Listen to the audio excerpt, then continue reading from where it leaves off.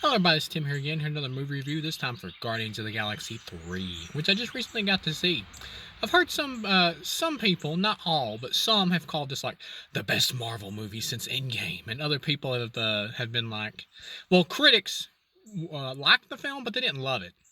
It got like an 80 something, which is still like a lower score for a Guardians of the Galaxy film because the other two scored up in like the 90s, the high 90s, I think. 1 and 2 did. And I think this one's in like the low 80s, which is still not bad, but it's not like the best since Endgame, like some people who are spouting or whatever. Which, if you think that, that's fine, but I'll go ahead and say it. This is not the best Marvel movie since Endgame. No. That's still Spider Man No Way Home, which is still easily better than this. Even though that movie did run on nostalgia, it was still better executed and just more fun.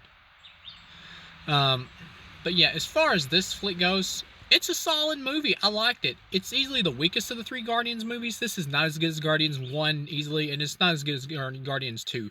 It's almost as good as Guardians 2. But overall, as a whole, it's not. And the biggest weakness of this film is the Adam Warlock character. He was set up in the ending of Guardians 2, the bonus scene, to be like this big deal in Guardians 3. He's worthless here. He is worthless. I forgot the actor's name who plays Adam Warlock. Maybe it's Will Poulter, I think is who it is. But he's always done like comedic stuff and like We're the Millers and stuff. And here, I believe before this movie came out, he was talking about, yeah, guys like me, they don't get roles like this. It's like, no, you're still playing the same goofy comedic character you've always played. You're just buffer. It's it. You're still the same thing. Adam Warlock is pointless in this movie. He adds nothing. Like, he shows up at the beginning and kind of he has some cool action moments. He shows up at the beginning in a big fight, disappears for like another half of the movie, shows up again in a random spot, and then disappears for another big chunk of the movie. You forget the dude is even in here until eventually he shows up at the end, at the main end of the movie when he gets really battle damaged, but they save his life anyway. And he's like, "You saved me," and they're like, "Well, that's because Groot says somebody always deserves a second chance." And it's like, and then he just turns good, and he ends up saving Chris Pratt at the end when you think Chris Pratt's gonna die because he's like left out in space, similar to what happened in the first movie.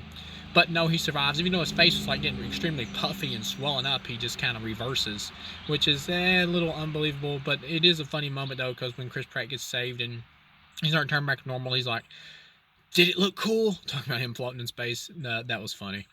Yeah, overall, Rocket. Really, this whole movie is dedicated to Rocket, which is both a good thing and kind of a bad thing. Because at the same time that the whole movie is dedicated to Rocket, the other Guardians, they don't really get big plots here. They're kind of just there. So when it gets to the end of the movie, and it kind of has to end the franchise of the Guardians of the Galaxy, when it gets to the end, Chris Pratt's story makes sense of him finally returning to Earth to see his grandfather. That was something I had a problem with in part one because I was like, well, if this guy cares so much about family, why did he never go see his grandfather? And I mean, yeah, you could say he was never like close with him, but still, it always felt weird that he would never like check back up on him. But at the end, though, they kind of complete that though, where he goes back to see his grandfather. But with the other characters, like Mantis, like I gotta go discover who I am. I'm like, where the hell did that come from? We've never mentioned anything about this really. I mean, kind of somewhat a little in the holiday special where it was revealed that you and Chris Pratt are brother and sister, or like half brother and sister, and that doesn't even come up here, so that was completely pointless, really. Um, and then the other thing about like Batista or whatever, like coaching kids and all that, that kind of makes sense. That one was kind of made sense because he was a family man or whatever, so it made sense that he would want to work, that he would end up working with kids and stuff like that. It's his send off, like on this planet that Nebula's running. But the whole thing of like Nebula running a planet, that like came out of nowhere. But yeah, some of these like endings for the characters, it's not that they're bad. They make sense somewhat in terms of the characters, but they just kind of come out of nowhere. It's not really built up into the movie because the whole movie spent so much time building up Rocket, his story. And James Gunn is like, the whole trilogy is Rocket's story. No, those other two movies were clearly based around Chris Pratt. This movie's the Rocket movie. And it's well done for that. The High Evolutionary here, the actor who plays the High Evolutionary, who's the main villain, he's like the guy that created Rocket or whatever, he's like destroying planets because he's obsessed with ultimate perfection, which obviously can never be achieved. He's probably the best villain in the entire Marvel universe because he's easily the most hateable villain in this entire franchise. He is a huge asshole, just the way he acts. And like you got like the Rocket gets severely injured by Adam Warlock, and he's pretty much on life support the whole time. They got to go like steal some stuff to like revive him, and you get flashbacks to, like Rocket's youth and all that to when he was first created, when he was like abducted as a raccoon from Earth, and he was made smart and all that by the High Evolutionary dude. And you get like these other animals who are all test subjects as well, like Lila, who's like an otter, I think, and then you got like a rabbit with spider legs and like a big metal jaw or face or whatever. mouth, I guess. And then you got like this walrus who's got some cybernetic parts. But yeah, they're all like bonding with each other and giving each other's names. It's really cute. And then they all die brutally, which is sad as shit. I almost like teared up and felt really bad about seeing this. Of course, it's like a commentary on like animal testing and stuff like that in real life, which I appreciate the fact that James Gunn put that in there. This movie's well directed. It's not badly directed. And I appreciate that James Gunn put that in there. But at the same time, the whole like backstory stuff for Rocket, while interesting and good, feels like it's kind of like its own movie, while at the same time we got like this Guardians movie going on where they're like searching for stuff to like help Rocket and they're going on this adventure. So it's like we got like this dark, more brutal like Rocket origin movie playing, and we got like this goofy Guardians adventure going on. And they're doing that because they're trying to balance the tone, so they're trying to throw comedy in there, but at the same time the comedy, when they put it in there, it kind of feels out of place because of how bleak and dark the Rocket backstory stuff is. It's being shown at the same time like a mini movie. Makes the comedy kind of feel out of place.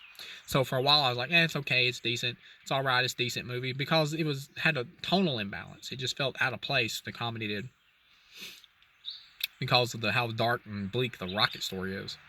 But yeah, and by the time Rocket comes back and all that, you get some really fun like action scenes, stuff like that at the climax with them, like this big hallway fight, which is probably one of the best action scenes in any Marvel movie, really. You get to the end, they got to fight the Hive, Illusionary, and all that. And Rocket, of course, back in the day after he killed his animal friends, like clawed his face off. And so they end up teaming up, beating the shit out of him, and they pull his face off, like peel it off. And underneath, he's like all bloody and stuff. You can kind of tell it's CGI, but at the same time, it still kind of looks cool. And they're like, kill him. And he's like, Rocket's like, no, because I'm a freaking guardian of the galaxy. It's like, okay, they're heroes. They're not going to kill him. I appreciate that. They just kind of leave him there to die, which still, he pretty much deserves it.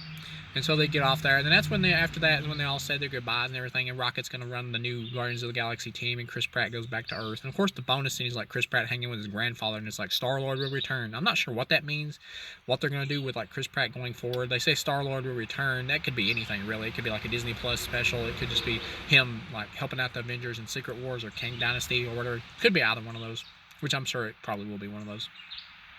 And you see in the mid-credit scene that Rocket's like working with Adam Warlock and all that, and Cosmo the dog, which Cosmo was like not in a bunch of the movie here, but when she was here, the dog, she was good. She had telekinesis. It was pretty fun seeing her. But yeah, overall, I'd give this a solid 3 out of 4. This was a good movie, not a great movie, but it was a good movie. It's the second best of Phase 4 in terms of the movies, easily, in terms of the films. After Spider-Man No Way Home, it would be this movie, then Doctor Strange 2. Then Wakanda Forever was just decent. It was a pretty big step down from Part 1, but they were at a really hard spot with that one. And then Thor 4 was terrible. But yeah, overall in terms of just the films, not counting the TV shows, because Loki obviously is probably the best or second best thing in terms of the Phase 4 after No Way Home.